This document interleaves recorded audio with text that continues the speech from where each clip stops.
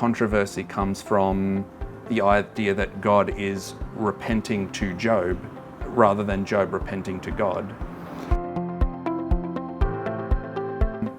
I've been reading into scriptural interpretations of the book of Job recently. Yeah. I'm sort of writing like a short story derived from that, trying to take some of the themes from that book and put it into the short story. And I was looking at an interpretation that I thought may have been a bit controversial in how it was sort of saying how, I think it was chapter 42 from, it's sort of saying that, like, it says that Job was saying this to God where he repents, but yet in the preceding section after that conclusion it says, and then after God said this, which suggests, oh, hang on a minute, maybe Job didn't say all of that in the text. And there's an interpretation that the last two lines of the concluding section are actually attributed to God, and the sort of controversy comes from the idea that God is repenting to Job rather than Job repenting to God. It's interesting. The book of Job is not a historical book. It's a book with a story and a meaning. And the story, it's about the meaning of suffering. Why do good people suffer? The Jewish people had the mentality that suffering is a result of punishment. You did the wrong thing, you are suffering. You brought this about yourself. And the book of Job is saying that's nonsense.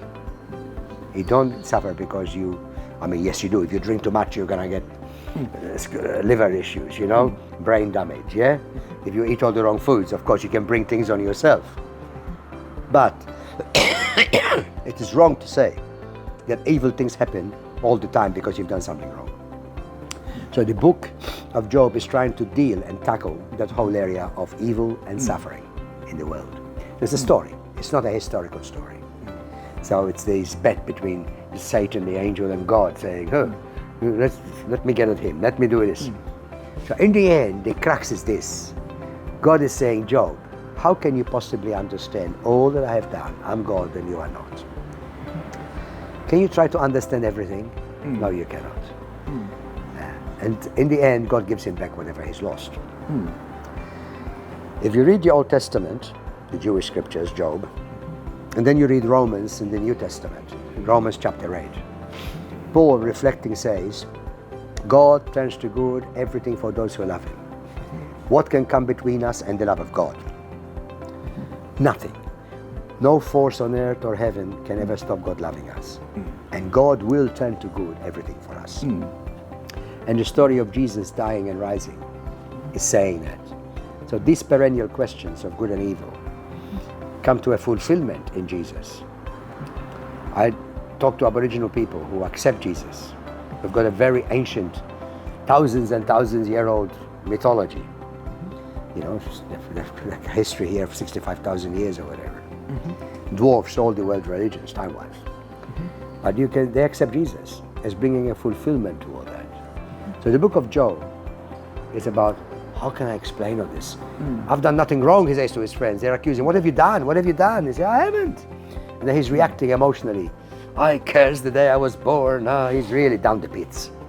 But in the end he says, okay, I've dared to question beyond my limits. I cannot understand and cope with all this. So in the end I bow before you, God. You are God and I'm a creature. That's the story. That in a way we cannot answer all the riddles. And we cannot understand all the riddles. And there are mysteries beyond us, where it's a bit like a tapestry. I saw once an attempt to explain something like this. There's a boy watching his grandmother do a tapestry. And he's seeing the back side of the tapestry and she's seeing the front. And he says, Grandma, what are you doing? I'm doing something beautiful for you, she says. He looks at all the threads, he says, it's all real ugly to me. But my fingers know how to do something beautiful with what appears to be ugly.